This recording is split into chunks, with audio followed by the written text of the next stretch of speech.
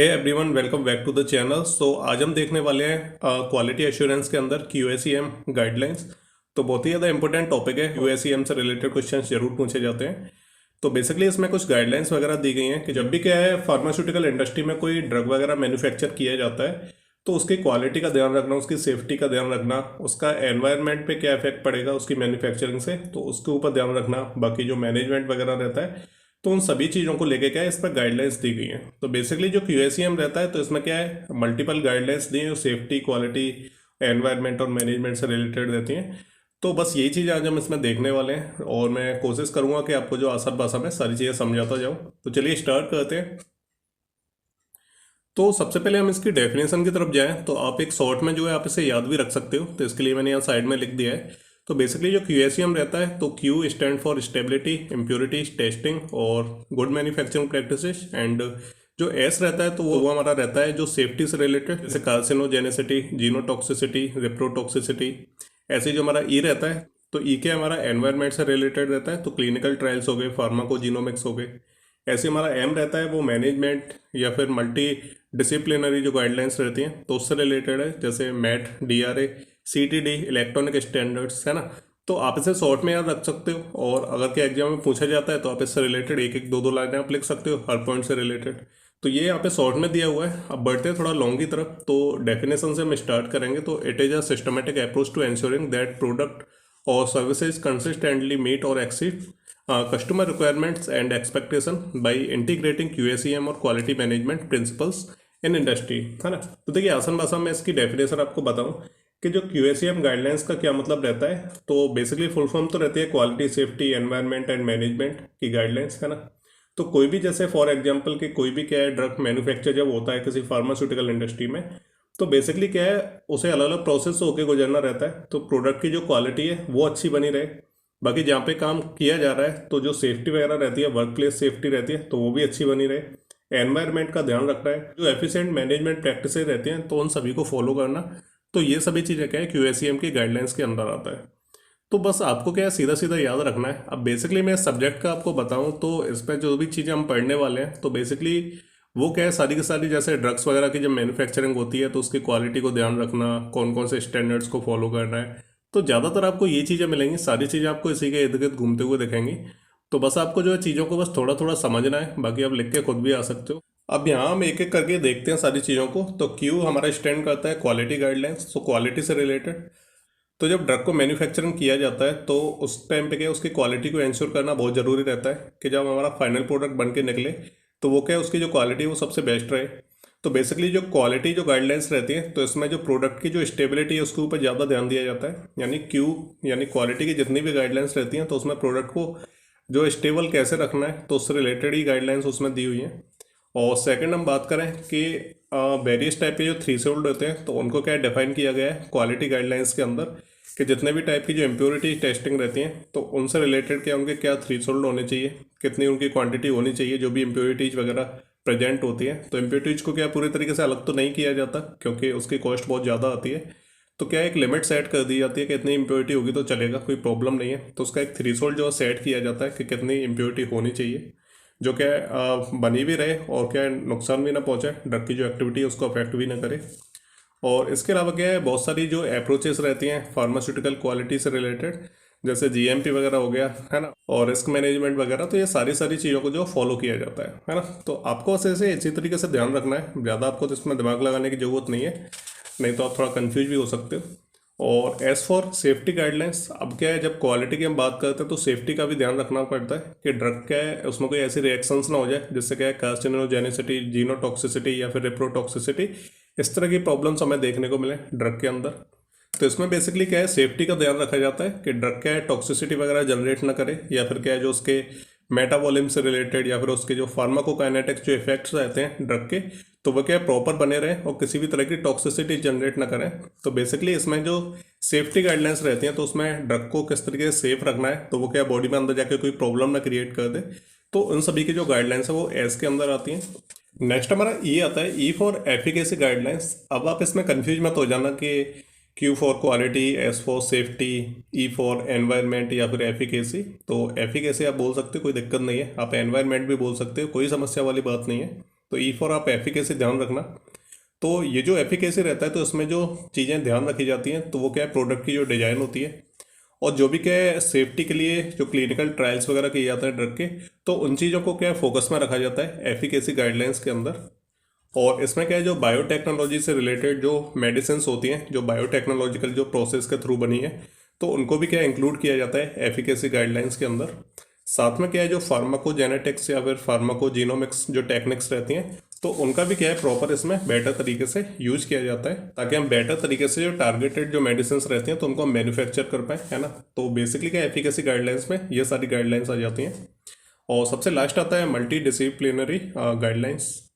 अब ये जो मल्टी डिसिप्लिनरी जो गाइडलाइंस रहती हैं तो ये डायरेक्टली क्या है सेफ्टी, क्वालिटी और एफिकेसी से रिलेटेड नहीं है, लेकिन इसमें कुछ अलग अलग चीज़ें जो इंक्लूड रहती हैं, जैसे कि ICH मेडिकल टर्मिनोलॉजी, जिसे हम MEDRA बोलते हैं। बेसिकली ये क्या रहता है, एक तरह की मेडिकल डिक्शनरी होती है, जो क्या है कभी कभी भी कोई जो फार्मास्यूटिकल कंपनी कोई प्रोडक्ट बनाती है ना, तो उसे क्या है फिर वो रेगुलेटरी जो अथॉरिटी रहती है तो उनको सबमिट करती है, जिसमें प्रोडक्ट के बारे में डिटेल्स दी हुई रहती हैं, तो फिर वो क्या उन्हें अप्रूव करती हैं। तो बेसिकली क्या एक तरह की डिक्शनरी होती है जो क्या रेगुलेटरी सबमिशंस के लिए क्या मेडिकल टर्म को स्टैंडर्डाइज करती है। ओके। और कॉमन टेक्निकल डॉक्यूमेंट है ना, कॉमन टेक्निकल डॉक्यूमेंट क्या रहता है, तो ये क्या एक तरह का इंटरनेशनल स्टैंडर्ड है, इसमें ड्रग के डेवलपमेंट डेटा को ऑर्गेनाइज किया जाता है और रेगुलेटरी सबमिशन के लिए, है ना। तो वही है सेम, रेगुलेटरी सबमिशन के लिए क्या है इस तरह की चीज़ों को यूज किया जाता है, मेडिकल टर्मिनोलॉजी होगी या फिर जो कॉमन टेक्निकल डॉक्यूमेंट्स हो गए। तो जब भी क्या है कोई प्रोडक्ट बनाया जाता है तो जो अथॉरिटी रहती है, हायर अथॉरिटी रहती है, तो उनको क्या है प्रोडक्ट के बारे में उन्हें एक फाइल भेजी जाती है, एक डॉक्यूमेंट भेजा जाता है कि हमारा प्रोडक्ट है, ये इसकी सेफ्टी, क्वालिटी और एफिकेसी के बारे में इंफॉर्मेशन दी है, तो वो उसे अच्छे तरीके से एनालाइज करते हैं और उसे जो अप्रूवल देते हैं। और इसी तरीके से क्या है जो हमारा रहता है ESTRI, जैसे हम electronic standards for the transfer of regulatory information. तो बेसिकली जो ESTRI रहता है तो ये क्या है यूरोपियन यूनियन में रेगुलेटरी इन्फॉर्मेशन को मैनेज करता है ना। जैसे कि प्रोडक्ट की लेबलिंग हो गई या फिर क्या है इंफॉर्मेशन शेयरिंग प्रोडक्ट से रिलेटेड। तो ये क्या है इसमें क्या है मल्टीपल गाइडलाइंस आती हैं जो अलग अलग चीज़ों से रिलेटेड है, और जिसमें क्या है हम जैसे क्या कोई भी फार्मास्यूटिकल कंपनी है तो वो क्या है प्रोडक्ट को सबमिट करती है या फिर जो रेगुलेटरी सबमिशंस रहते हैं तो उनके लिए क्या है अलग अलग गाइडलाइंस इसमें दी रहती है। अब बेसिकली क्या है यहाँ पे हमने ये तो देख ली, इसकी एक तरह से फुल फॉर्म तो देख ही ली है।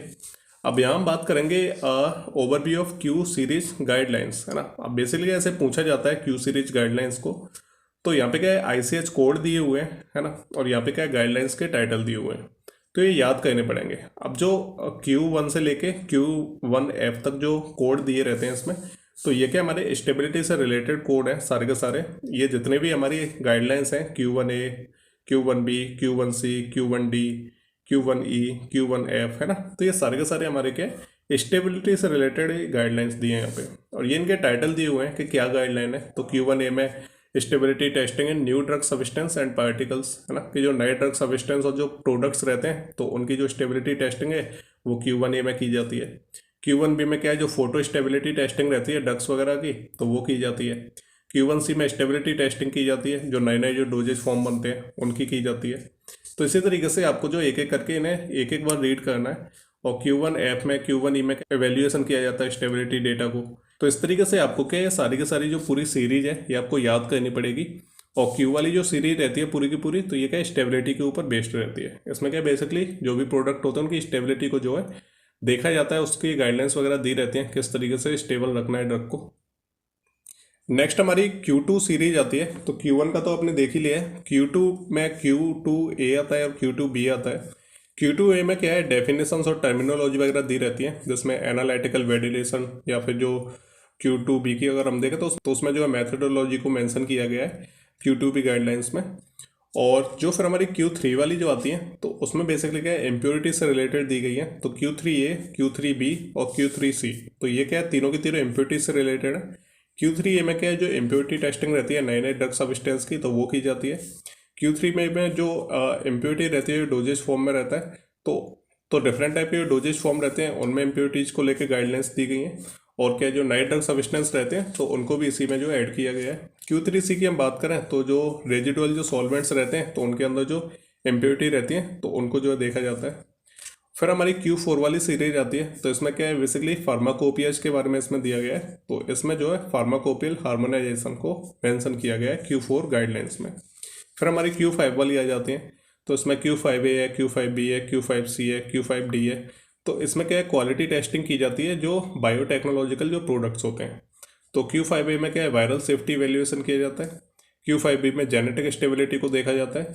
Q5C में stability testing of biotechnological products है ना, उनकी स्टेबिलिटी को देखा जाता है। और Q5D में सेल सबस्ट्रेट्स रहते हैं, तो उनसे रिलेटेड गाइडलाइंस दी हुई हैं।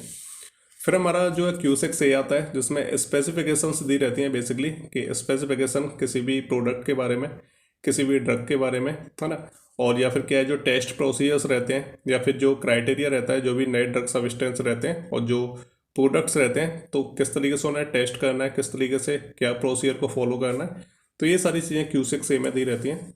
बाकी हमारे Q7 आता है, Q8 आता है, Q9 आता है और Q10 आता है। तो Q7 में गुड मैन्युफैक्चरिंग प्रैक्टिसेज रहती हैं, एक्टिव फार्मास्यूटिकल जो API रहते हैं उनसे रिलेटेड।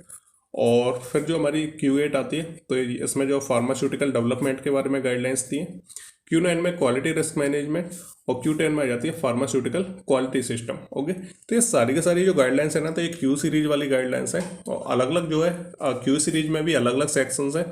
किसी में स्टेबिलिटी के बारे में दिया गया है, किसी में जो है इम्प्योरिटी से रिलेटेड गाइडलाइंस दी गई हैं, किसी में फार्माकोपिया, किसी में जो बायोटेक्नोलॉजिकल प्रोडक्ट्स हैं उनकी क्वालिटी के बारे में दिया हुआ है। तो इस तरीके से आपको चीज़ों को याद रखना है। तो मैंने कोशिश की है कि इसे पूरा शॉर्ट रखूँ।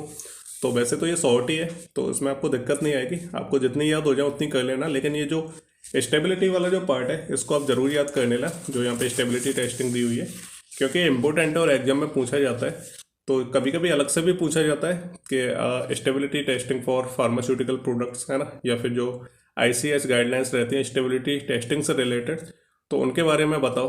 तो ये बस आपको स्टेबिलिटी वाली आपको याद रखनी है, जो Q1A से स्टार्ट होकर Q1F तक जाती हैं। इनके सामने इनके गाइडलाइंस के टाइटल जरूर पढ़ लेना। तो ये हो गया हमारा इंपॉर्टेंट सेक्शन एक, जिसमें हमने ओवरव्यू देखा Q सीरीज गाइडलाइंस का। चलिए अब हम इस चैप्टर को थोड़ा एंड करने की कोशिश करते हैं। तो इसमें क्या है, ICH स्टेबिलिटी टेस्टिंग गाइडलाइंस के बारे में अलग से एक सेक्शन दिया हुआ है, जिसमें जैसे मैंने आपको अभी बताया था, जो Q1A से लेके Q1F तक जो है गाइडलाइंस दी हुई हैं, तो वो सारी की सारी स्टेबिलिटी से रिलेटेड दी हैं। तो बेसिकली क्या है, उनको थोड़ा एक्सप्लेन यहाँ पे करने के लिए बोला गया है। तो यहाँ पे हम देखेंगे कि स्टेबिलिटी टेस्टिंग की जो गाइडलाइंस है, तो उनके बारे में यहाँ पे हम पढ़ेंगे। तो ये जो गाइडलाइंस है, तो इनको 1993 में जो स्टेबलाइज किया गया था, तो उनको अपडेट किया गया था Q1A R2 के अंदर, है ना। और 2003 में इन्हें अपडेट किया गया था। तो ये आपको कुछ बेसिक्स जो है ध्यान रखने हैं। और बाकी हम बात करें तो ये जो स्टेबिलिटी टेस्टिंग जो गाइडलाइंस रहती हैं, तो इस चीज़ को इंश्योर करती हैं कि जो ड्रग रजिस्ट्रेशन प्रोसेस रहती है USA, जापान और जो यूरोपियन यूनियन रहती है, तो वहाँ पे क्या है, वो यूनिफॉर्म बनी रहे, आसानी से जो ड्रग रजिस्ट्रेशन की जो प्रोसेस है वो कंप्लीट हो पाए। स्टेबिलिटी जो टेस्टिंग रहती है ड्रग्स की, तो ये क्या इंपॉर्टेंट होती है कि जो भी हम ड्रग्स को खा रहे हैं, तो वो हमारी बॉडी के लिए सेफ रहें, है ना, किसी तरह की टॉक्सिकोलॉजी या साइड इफेक्ट्स वगैरह प्रोवाइड ना करें हमारी बॉडी के अंदर। तो ये क्या स्टेबिलिटी टेस्टिंग उसके लिए ज़रूरी रहती है। ड्रग क्या है, जब तक स्टेबल नहीं रहेगा, तो अगर वो स्टेबिलिटी उसके अंदर नहीं होगी, तो वो क्या है, टॉक्सिसिटी जनरेट करेगा, है ना, और वो जो अपना असर प्रॉपर नहीं दिखा पाएगा। इसके अलावा हम बात करें कि ये जो स्टेबिलिटी टेस्टिंग रहती है, तो ये क्या जो थेरेपी फेलियर्स रहते हैं और फिर जो प्रोडक्ट की जो एफिकेसी रहती है, उसको तो ये इंश्योर करता ही है। जो थेरेपी फेलियर्स रहते हैं उनको भी ये प्रिवेंट करता है। क्योंकि मान लीजिए कोई ड्रग है, तो जब हमने उसे कंज्यूम किया, तो वो क्या है, प्रॉपर स्टेबल नहीं है ना, तो वो बॉडी में जाके असर नहीं दिखाएगा, है ना। फिर उसके बाद हम जब दूसरा ड्रग लेंगे, तो इससे क्या है, मतलब जो पूरी की पूरी जो थेरेपी रहती है, तो वो क्या फेल हो जाएगी। वो प्रॉपर तरीके से जो थेरेपी है ड्रग्स की, है ना, तो वो कंप्लीट नहीं हो पाएगी, क्योंकि प्रोडक्ट क्या है, स्टेबल नहीं है, जो ड्रग है वो स्टेबल नहीं है। और नेक्स्ट हम बात करें evaluates drug molecule changes under various conditions, है ना। तो जब हम स्टेबिलिटी टेस्टिंग को करते हैं, तो जो ड्रग का जो मॉलिक्यूल रहता है, तो उसको हम वेरियस जो कंडीशंस रहती हैं, तो उनमें हम उसे टेस्ट करके देखते हैं, है ना, कि उस मॉलिक्यूल के अंदर क्या चेंज आ रहे हैं। जब हम उसे वेरियस टाइप के pH के अंदर, टेम्परेचर के अंदर, है ना, ह्यूमिडिटी के अंदर जब हम उसे रखते हैं उस ड्रग मॉलिक्यूल को, तो हम ये चीज़ एवेल्युएट करते हैं कि उसमें क्या चेंजेस आ रहे हैं वेरियस कंडीशंस में। तो ये चीज़ क्या है, स्टेबिलिटी टेस्टिंग से ही पता चल पाती है। इसके अलावा हम बात करें तो वेरियस टाइप के जो स्टोरेज पैरामीटर्स होते हैं, तो उनको भी हम जो आइडेंटिफाई कर सकते हैं, कहाँ पे स्टोर करना चाहिए, क्या क्या कंडीशंस होनी चाहिए स्टोरेज के लिए ड्रग मॉलिक्यूल के अकॉर्डिंग। तो ये चीज़ तभी पता चलती है जब हम स्टेबिलिटी टेस्टिंग करते हैं। इसके अलावा हम क्या है, ड्रग की जो सेल्फ लाइफ रहती है और जो स्टोरेज रिकमेंडेशन रहते हैं कि किस जगह पे उसे स्टोर करना चाहिए, कैसे करना चाहिए, तो ये सारी की सारी चीज़ों को हम डिटरमाइन कर सकते हैं स्टेबिलिटी टेस्टिंग गाइडलाइंस से, है ना। तो ये तो हमने बेसिक इंट्रोडक्शन जान लिया। अब हम टाइप्स की बात करते हैं कि जो स्टेबिलिटी टेस्टिंग होती है तो इसके टाइप कितने होते हैं। एक तो क्या है रियल टाइम टेस्टिंग होती है। तो यहाँ पे क्या है ड्रग को लंबे समय तक क्या है लॉन्ग ड्यूरेशन के लिए इसे टेस्ट किया जाता है ना। और हम क्या है ज़्यादा से ज़्यादा लंबे समय तक जो है ड्रग को टेस्ट करेंगे। इससे क्या हमें ये पता चलता है कि ज़्यादा समय तक ड्रग को जो अगर हम यूज करते हैं है ना या फिर हम उसे रखते हैं तो प्रोडक्ट में कोई डिग्रेडेशन तो नहीं आता है, या फिर जो उसकी जो स्टोरेज कंडीशंस रहती हैं तो उनकी वजह से ड्रग जो स्टेबल रह पाता है नहीं रह पाता है। तो इसमें क्या हम बेसिकली रियल टाइम टेस्टिंग करते हैं और ये जो टेस्टिंग होती है थोड़े लंबी ड्यूरेशन के लिए चलती है ताकि हमें जो प्रोडक्ट के बारे में सही से पता चल जाए कि ऐसा तो नहीं कि ये लंबे समय तक रखा रहेगा तो ये ख़राब हो जाएगा, डिग्रेड हो जाएगा। तो ये हो गया पहला टाइप। सेकंड हम बात करें एक्सीलरेटेड स्टेबिलिटी टेस्टिंग।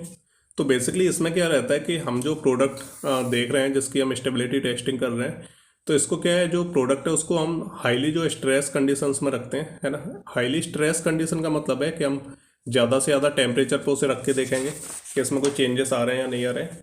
ज़्यादा मॉइस्चर में हम उसे रख के देखेंगे है ना, या फिर हम एजिटेशन लाइट पीएच या फिर जो पैकेजिंग कंडीशंस रहती हैं तो उनमें हम क्या है ड्रग को जो है डाल के देखेंगे कि हाई पीएच में जो है किस तरह से उसकी स्टेबिलिटी ख़राब हो रही है, लाइट के अंदर जो है क्या इफेक्ट पड़ रहा है उस ड्रग के ऊपर है ना। तो ये सारी की सारी चीज़ों को हम जो एवेलुएट करते हैं जो कि हमारा एक्सीलरेटेड स्टेबिलिटी टेस्टिंग जैसे हम बोलते हैं है ना।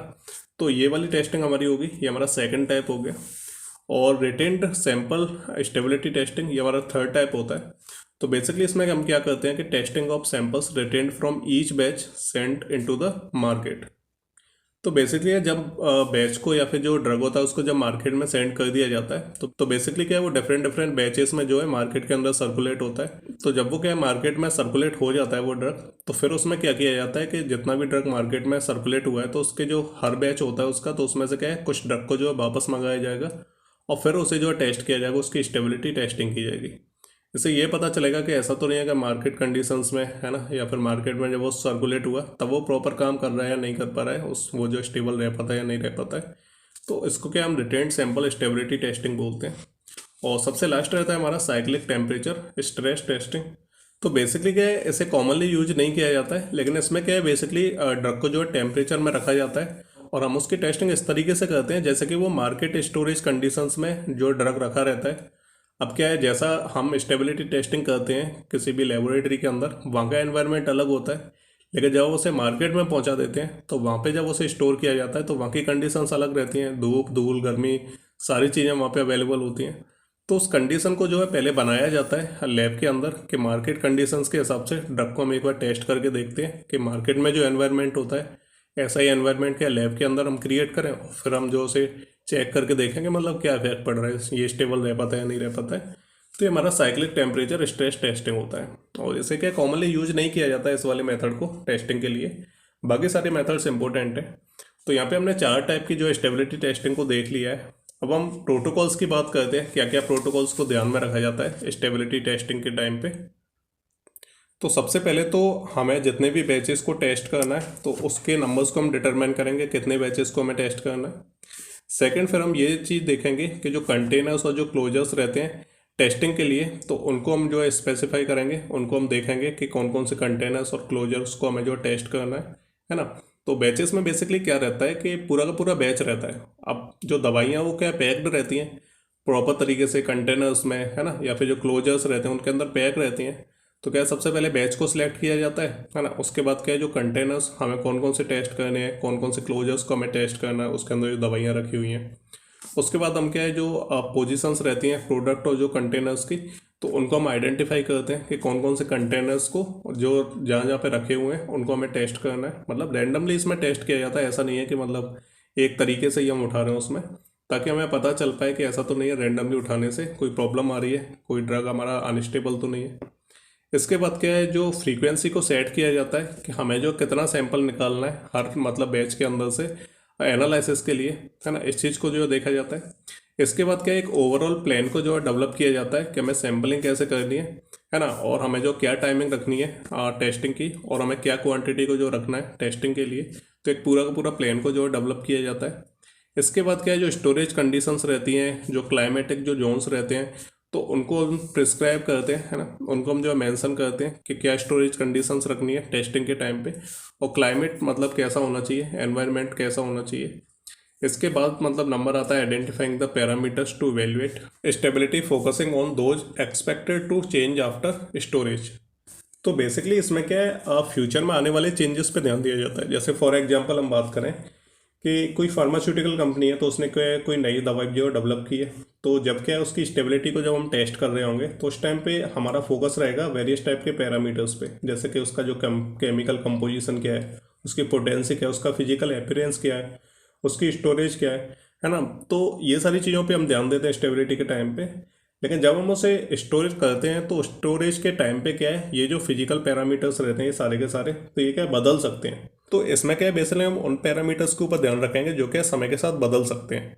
अभी जब हमने स्टेबिलिटी टेस्टिंग की तो सारी चीज़ें परफेक्ट हैं, लेकिन ये कुछ ऐसे पैरामीटर्स हैं जैसे कि chemical composition, potency, physical appearance, तो ये ऐसे पैरामीटर्स हैं जो क्या जब हम स्टोर कर देंगे तो उसके बाद क्या ये बदल सकते हैं, इनमें क्या चेंजेस आ सकते हैं इनके केमिकल कंपोजिशन में, या फिजिकल जो चेंजेस रहते हैं तो वो हमें जो है दिखाई दे सकते हैं समय के साथ। तो इसमें क्या है बेसिकली उन पैरामीटर्स को ध्यान में रखा जाता है।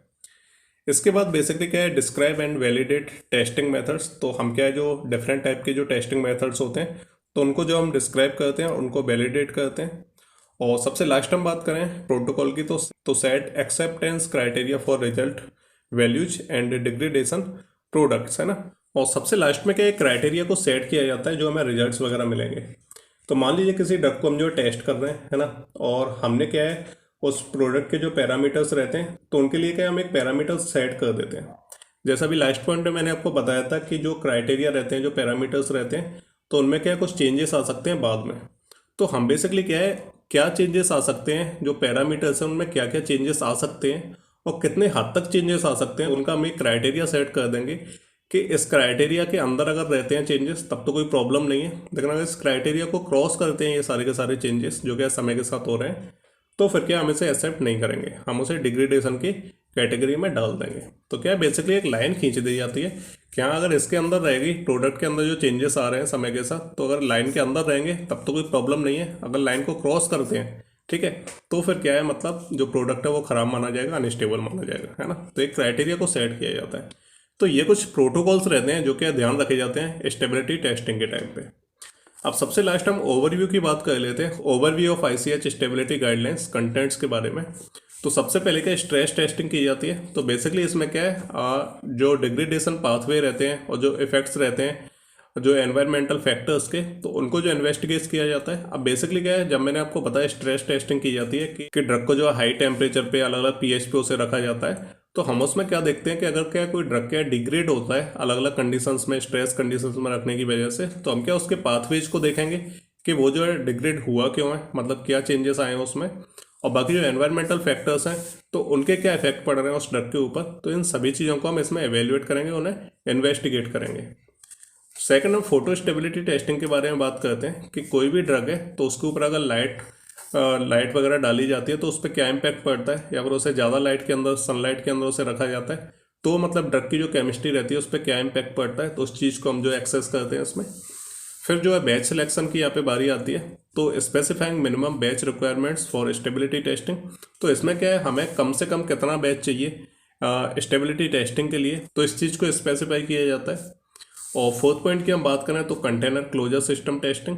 तो जब भी क्या हम ड्रग को जब बना लेते हैं तो उसके हम जो कंटेनर्स और क्लोजर्स के अंदर जब हम क्या उसे पैक करते हैं, तो इसमें बेसिकली क्या है इन चीज़ों की टेस्टिंग की जाती है। जिन कंटेनर्स में हम उसे क्लोज कर रहे हैं, है ना, जिनके अंदर हम उसे पैक कर रहे हैं, तो उनकी जो है टेस्टिंग की जाती है और कि देखा जाता है कि ऐसा तो नहीं है कि इनकी वजह से जो ड्रग है वो अनस्टेबल हो जाए। और फिर हमारा स्टोरेज कंडीशंस आ जाती हैं, requirement for storing drug substances and products. तो स्टोरेज कंडीशंस क्या होनी चाहिए, क्या क्या रिक्वायरमेंट्स होनी चाहिए, प्रोडक्ट को हमें कैसे स्टोर करना है प्रॉपर तरीके से, तो इन सभी चीज़ों को जो इसके अंदर देखा जाता है। और सबसे लास्ट हम बात करें स्टोरेज इंस्ट्रक्शंस, तो लेबलिंग वगैरह कैसे करनी है, क्या स्टोरेज कंडीशंस होनी चाहिए, क्या टेम्परेचर होना चाहिए, ह्यूमिडिटी वगैरह कितनी होनी चाहिए, क्लाइमेट मतलब कैसा होना चाहिए, सर्दी गर्मी मतलब कितना टेम्परेचर वगैरह होना चाहिए, तो ये सारी की सारी चीज़ें क्या स्टोरेज इंस्ट्रक्शंस के अंदर आ जाती हैं। तो बेसिकली क्या है ये हमने एक ओवरव्यू देख लिया कि स्टेबिलिटी टेस्टिंग जब किसी ड्रग की जाती है तो मतलब क्या क्या चीज़ों को ध्यान रखा जाता है ना, ड्रग के बारे में क्या ध्यान रखा जाता है ना, और फिर बाद में उसे स्टोर वगैरह किया जाता है तो क्या क्या चीज़ों को जो ध्यान में रखा जाता है। तो ये सारी की सारी चीज़ें क्या स्टेबिलिटी टेस्टिंग में देखी जाती हैं। तो जो हमने क्यू सीरीज जो हमने Q1 से स्टार्ट की थी, तो वो क्या है Q1F तक जाती है। तो वो क्या है, हमारी पूरी की पूरी जितनी भी सीरीज है क्यू की, तो वो क्या है हमारी मतलब स्टेबिलिटी के ऊपर है। तो जब मैंने आपको वो चार्ट दिखाया था, तो उसमें से आप जो है याद कर लेना, स्टेबिलिटी वाली आप याद कर लेना। बाकी आप कर पाओ नहीं कर पाओ वो अलग चीज़ है, लेकिन स्टेबिलिटी वाली इंपॉर्टेंट है। तो यहाँ पे हमने स्टेबिलिटी टेस्टिंग के बारे में डिटेल में थोड़ा देख लिया है, और आप उन कोड्स को भी आप याद कर लेना, Q1A Q1B है ना, ये सारे के सारे। तो उन्हें क्या आप इसी के अंदर लिख सकते हो। तो ये हमारा इतना पार्ट कंप्लीट हो गया है। अभी इसमें यूनिट 1 में एक दो टॉपिक और बचे हैं, ISO 9000 वगैरह, तो उनको हम नेक्स्ट वीडियो में कवर करेंगे, और एक या दो लेक्चर्स में ये यूनिट पूरी कंप्लीट हो जाएगी।